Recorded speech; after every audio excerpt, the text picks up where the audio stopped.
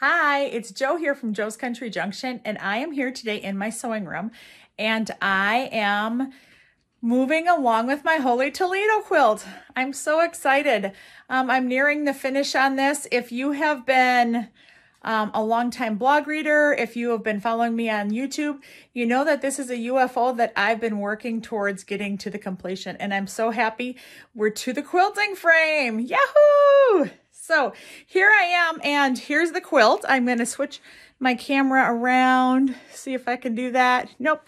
I'm going to stop, and then I'm going to show you the quilt and the quilting motif that I'm using on it. Okay, here's the quilt. And this is a quilting motif I'm using. I call this a hook and feather. If you have followed along before and you did my hook and bump, then hook and feather is going to be super easy for you, because you can see here the hook comes up and then we go back, and it's just like the bumps, only these are narrower and they don't come all the way around down in here like the hook and bump does. A hook and feather really mimics more or less what a feathered design does. Let me see if I can find another one. Yep, here. You can see right here, here's the hook. Go down, and then these are thinner. They're not chubby and short like the hook and bump. These are thinner and longer, and they're kind of more to mimic a feather design. And like I said, they don't come down here into the actual hook area. They stay on the back side of the hook. So there we are with that, and the next place we're going to, we're heading to the dry erase board so you can see it very easily there. Okay, I'm at the dry erase board now, and I am going to show you how to do the hook and feather on a dry erase board. So what you first have to do is the hook. So you come up like this and you do the hook. And I kind of backtrack a little ways down here onto the bottom of the hook. And then remember, we're doing these thinner, more like that. And so from here, how you go to do your next feather or your next hook, we go over here like this, and then we make those feathers again. Does that make sense? If, like I said before, if you did the hook and bump, like a hook and bump was more like this, and then we did bump, bump, bump, bump. So these are a little shorter and a little chubbier. We want these longer and thinner, kind of to mimic feather design or feather motif that a lot of people do. And so while we're here, I'm going to show you a couple ways that you can do fillers to fill in a space, and I'm going to show you how to travel and move around while we do it. So we're going to keep going again. We're here, and we're going to go another hook. Okay, now we need to get down into this area. So here we can backtrack over here and go down this area right here and make a hook there. And then we can fill in feathers here. Another hook, and then we're filling in feathers here. Then we're gonna go. Okay, and now we're gonna move up into here. You can see how I did that again. I backtracked and went into this area right here. Then we're going to put the feathers in there. Now we need to get up into this area.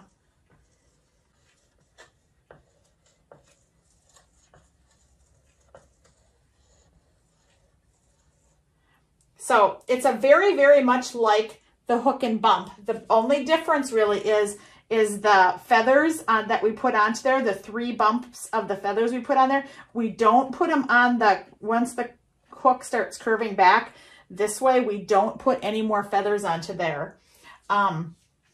If you get into a spot and you need to just like fill in a space, another thing you can do is you can come out like this and you can just put a hook in. And don't put any feathers on it, because that will be a good filler in if you get yourself into trouble. So we're going to do that again. So here we go. Hook, feather, hook, feather, hook, feather. Okay, we can we can go down like this, and we can put another hook in here to fill in that space. Then we can even go like a hook this way. It looks really messy on a dry erase board, but it's not bad once you get doing it.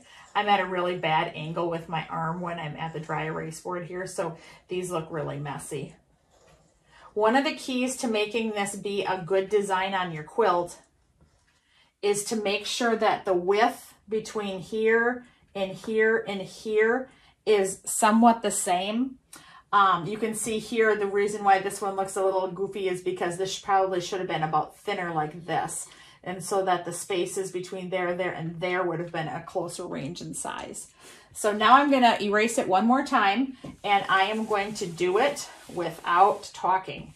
And you can just watch me go through it once. You can make this bigger or smaller. Like if you're doing a baby quilt, you'd want to shrink the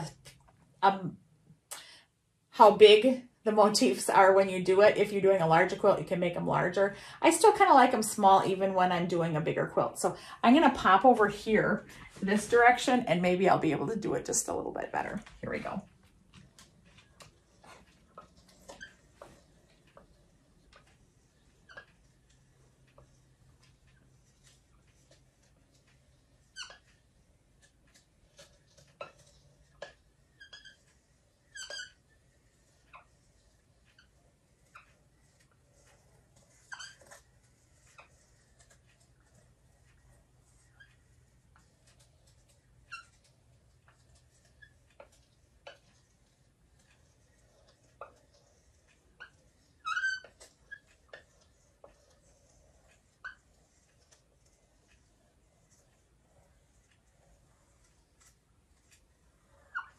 Okay, I think you kind of got the hang of that. And so that's how it fills in more on a quilt. And so you can see why I call it the hook and feather, because it has the hook, and then it has the thinner 3 bumps, 1, 2, 3 bumps that help fill in. If you end up getting in a tight spot, some things you can do. There's 3 things that I recommend that you do. You can always add a 4th bump somewhere if you need to, or a 4th feather if you need to. You can always add a hook, just a plain hook, like this. You can just come up here and add a plain hook, and that would fill in a space over here if you can't get a whole feather in. So, and then there's one more thing. What was I going to say?